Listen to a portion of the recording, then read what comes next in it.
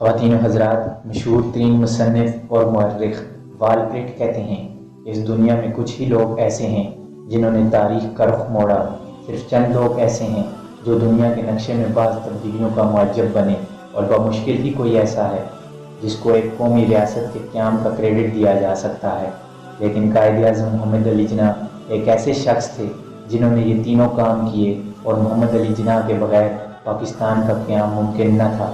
ہمارا قائد وہ عظیم لیڈر ہے کہ جسے بستر مرگ پر بھی اپنے مشن کی تکمیل کی فکر ہوتی تھی۔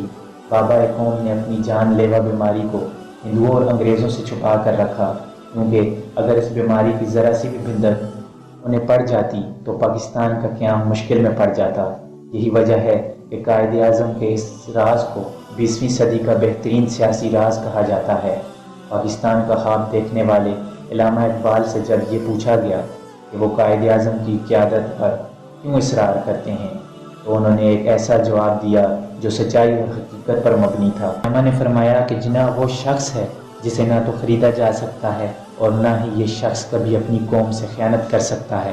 علامہ اقبال جانتے تھے کہ قائد اعظم محمد علی جناح ذہانت کے جس درجے پر فائز ہیں، پورے برصغیر میں وہی ایک لیڈر ہیں جو کانگریس کے گاندھی کی عیاری اور چلاکی کا مقابلہ کر سکتے ہیں۔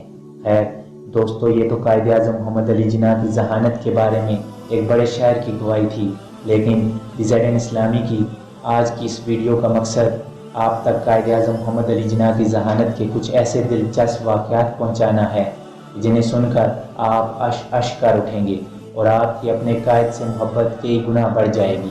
لیکن اس سے قبل کہ ویڈیو کا باقاعدہ آغاز کیا جائے، آپ سے گزارش کرنی ہے کہ آپ ریڈ بٹن کو دبا کر اور بیل آئیکن کو پریس کر کے DZN اسلامی کے سبسکرائبر ضرور بنیں، جو کہ بالکل فری ہے۔ دوستو، ایک بار قائد اعظم محمد علی جناح کسی جگہ خطاب فرما رہے تھے کہ ایک ہندو طالب علم اٹھا اور قائد اعظم کو مخاطب کر کے بولا کہ آپ ہندوستان کو تقسیم کر کے کیا حاصل کرنا چاہتے ہیں؟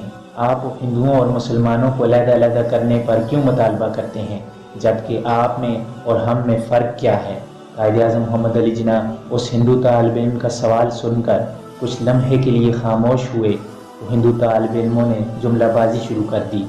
تو پھر قائد اعظم محمد علی جناح نے انہیں ہاتھ کے اشارے سے خاموش کروایا اور پانی کا ایک گلاس لانے کو کہا۔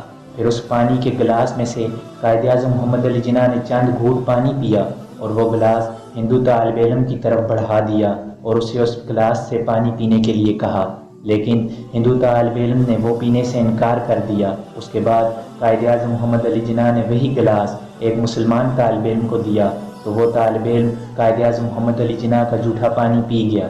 پھر قائد اعظم محمد علی جناح نے اپنا رخ ہندو طالب علموں کی طرف موڑا اور کہا کہ یہی بنیادی فرق آپ میں اور ہم میں ہے۔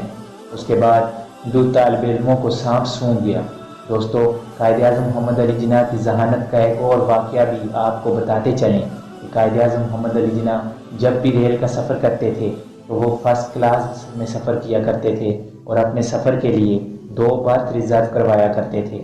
تو کسی نے ان پر اعتراض کیا کہ جب بھی ہندوؤں کے لیڈر گاندھی ریل سے سفر کرتے ہیں تو 3rd کلاس ڈبے میں سفر کرتے ہیں، جبکہ آپ ہمیشہ فرسٹ کلاس کو ترجیح دیتے ہیں اور 2 برتھ ریزرو فرماتے ہیں۔ تو قائد اعظم محمد علی جناح نے جواب دیا کہ گاندھی جب بھی سفر کرتے ہیں تو ان کا خرچہ کانگریس اٹھاتی ہے، جبکہ میں اپنی جیب سے خرچ کرتا ہوں۔ اس کے بعد قائد اعظم محمد علی جناح نے ہمیشہ 2 سیٹ ریزرو کروانے کی بہت ہی دلچسپ وجہ بتائی۔ ان کا کہنا تھا کہ میں پہلے جب سفر کرتا تھا تو 1 برتھ ریزرو کروایا کرتا تھا۔ ایک بار میں لکھنؤ سے بمبئی جا رہا تھا کہ ایک لڑکی میرے ڈبے میں آ گئی۔ میں نے اس کی طرف نہ دیکھا کیونکہ میں بہت ہی ضروری فائلز کو پڑھنے میں مصروف تھا۔ ریل گاڑی نے جب ذرا رفتار پکڑی تو وہ لڑکی مجھ سے مخاطب ہوئی اور کہا، اے مسٹر، تمہارے پاس جو کچھ بھی ہے وہ نکال کر میرے سامنے ڈھیر کر دو، ورنہ میں شور مچا دوں گی کہ تم نے میری عزت لوٹنے کی کوشش کی ہے۔ قائد اعظم محمد علی جناح کہتے ہیں، یہ تمام باتیں سن کر میں نے کاغذات سے اپنا سر نہ اٹھایا۔ اس لڑکی نے وہی باتیں دہرائیں، لیکن پھر بھی میں نے کوئی جواب نہ دیا۔ اس لڑکی نے جب مجھے اپنے ہاتھ سے جھنجھوڑا تو میں نے سر اٹھایا اور اپنے کانوں پر ہاتھ رکھ کے اسے اشارہ کیا کہ میں دونوں کانوں سے بہرا ہوں، مجھے سنائی نہیں دیتا، تم نے جو بات کرنی ہے وہ مجھے لکھ کر دے دو۔ اس لڑکی نے اپنی دھمکی کاغذ پر لکھ کر قائد اعظم محمد علی جناح کے حوالے کی تو آپ نے فوراً اٹھ کر گاڑی کی زنجیر کھینچی تو گاڑی روکنے پر جب ٹرین کے گارڈز آپ کے ڈبے میں آئے تو آپ نے وہ کاغذات انہیں دیے اور سارا ماجرا ان کے سامنے بیان کر دیا، جس پر اس لڑکی کو گرفتار کر لیا گیا۔ قائد اعظم محمد علی جناح کہتے ہیں کہ اس دن کے بعد میں نے 2 برتھ ریزرو کروانا شروع کر دیے۔ دوستو، ہمارا قائد وہ عظیم لیڈر تھا۔